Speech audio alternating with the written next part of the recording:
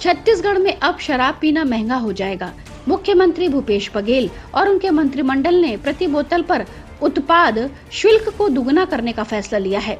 पहले शराब की एक बोतल पर 5 रुपए उत्पाद शुल्क लगता था, लेकिन अब 10 रुपए वसूला जाएगा। यह फैसला 2022-2023 के राजस्व लक्ष्य को पूरा करने के लिए लिया गया है। रायपुर में पत्रकारों को जानकारी देते हुए मंत्री मोहम्मद अकबर ने कहा कि कैबिनेट की बैठक में शराब पर अतिरिक्त उत्पाद शुल्क बढ़ाने के लिए पशु आश्रयों, गौठानों के लिए धन जुटाने का निर्णय लिया गया, जो मुख्यमंत्री भूपेश बघेल की महत्वाकांक्षी योजनाओं में से एक है। मंत्री अकबर ने कहा कि कैबिनेट ने मौजूदा नई मत्स्य नीति पेश करने का भी फैसला लिया है और नीति से संबंधित सभी विवरणों पर चर्चा की जाएगी और इसे 20 जुलाई से शुरू होने वाले मानसून सत्र में राज्य विधानसभा में प्रस्तुत किया जाएगा। इस दौरान हंगामे के आसार हैं। शराब पर उत्पाद शुल्क को दुगना करने के फैसले को लेकर भारतीय जनता पार्टी ने कांग्रेस सरकार पर निशाना साधा है। भारतीय जनता पार्टी सांसद संतोष पांडे ने कहा कि सबसे पहले सरकार को यह बताना चाहिए कि जो पैसे पहले वसूल किए गए थे उन्हें कहां खर्च किया जाए। सरकार इसकी जानकारी क्यों नहीं देती है। शराबबंदी का वादा किया गया था, अब जनता पर अतिरिक्त बोझ डाला जा रहा है। सरकार कर्ज तले डूबी है। वहीं कांग्रेस के प्रदेश प्रभारी पीएल पुनिया रायपुर पहुंच रहे हैं। 4 दिवसीय प्रवास के दौरान पुनिया प्रदेश पदाधिकारियों से लेकर जिला अध्यक्षों और मोर्चा प्रकोष्ठ के अध्यक्षों से चर्चा करेंगे। कांग्रेस संगठन में पिछले दिनों आपसी खींचतान सामने आने के बाद पुनिया के दौरे को महत्वपूर्ण माना जा रहा है। बैठक में प्रदेश प्रभारी पीएल पुनिया, मुख्यमंत्री भूपेश बघेल और प्रदेश कांग्रेस अध्यक्ष मोहन मरकाम भी शामिल होंगे। बैठक में 9 अगस्त से सभी विधानसभाओं में पदयात्रा और केंद्र सरकार के खिलाफ आगामी दिनों में प्रदर्शन को लेकर रणनीति बनेगी।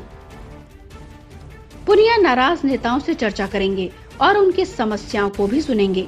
प्रदेश प्रभारी पीएल पुनिया शनिवार को कांग्रेस की प्रदेश कार्यकारिणी की बैठक लेंगे। पुनिया प्रदेश कार्यकारिणी, जिला, शहर कांग्रेस कमेटी के अध्यक्षों की बैठक भी लेंगे।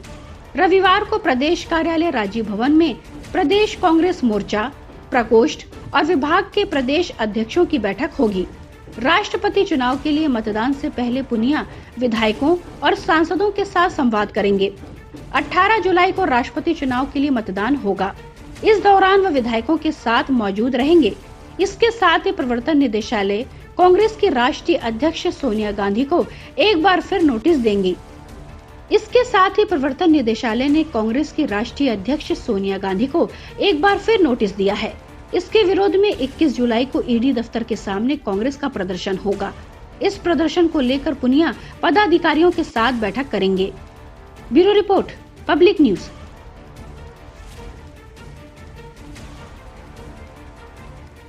आजादी के बाद देश के सर्वोच्च राष्ट्रपति पद के लिए पहली बार किसी आदिवासी को आगे कर एनडीए ने एक तीर से कई निशाने साधे हैं। इसका असर आगामी लोकसभा चुनाव के साथ राज्यों में होने वाले विधानसभा चुनाव पर भी दिखेगा। इस निर्णय से विपक्ष कमजोर होगा। राष्ट्रपति चुनाव को लेकर भारतीय जनता पार्टी ने जो मास्टर स्ट्रोक खेला है, उसने विपक्षी खेमे के गुब्बारे की हवा निकाल दी है। एनडीए विरोधी 3 पार्टियों द्वारा द्रौपदी मुर्मू को समर्थन देने का ऐलान करने के बाद राष्ट्रपति पद के लिए अब उनकी जीत लगभग तय मानी जा रही है।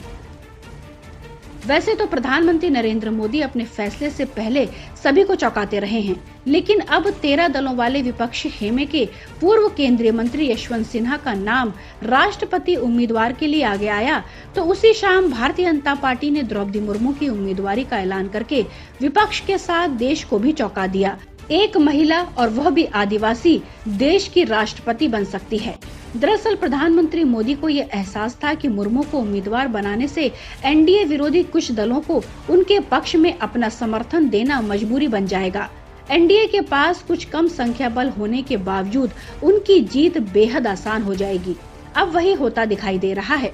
जेएमएम का ये ऐलान विपक्ष के लिए बड़ा झटका है।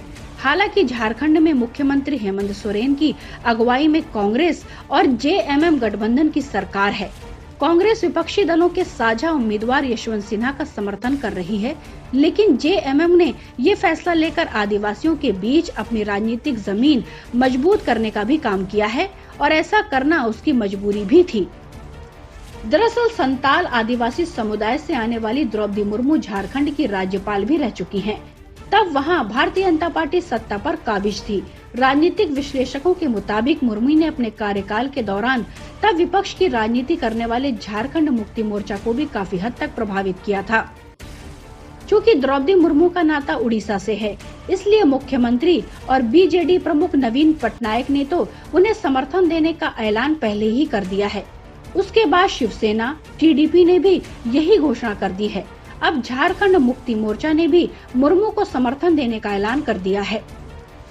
जेएमएम अध्यक्ष शिबू सोरेन ने बयान जारी करके कहा है कि आजादी के बाद पहली बार किसी आदिवासी महिला को राष्ट्रपति बनने का गौरव प्राप्त होने वाला है।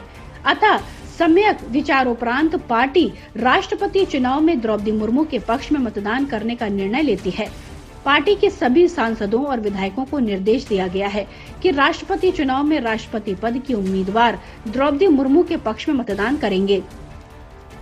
इसी बीच आदिवासी बहुल राज्य छत्तीसगढ़ से भी ऐसी खबरें आ रही हैं कि वहां के आदिवासी कांग्रेसी विधायक भी द्रौपदी मुर्मू के पक्ष में वोट कर सकते हैं, क्योंकि वे अपने आदिवासी मतदाताओं की नाराजगी मोल नहीं लेना चाहेंगे।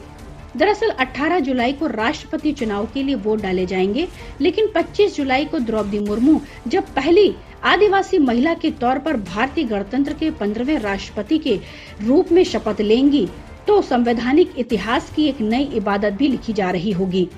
Bureau report, public news.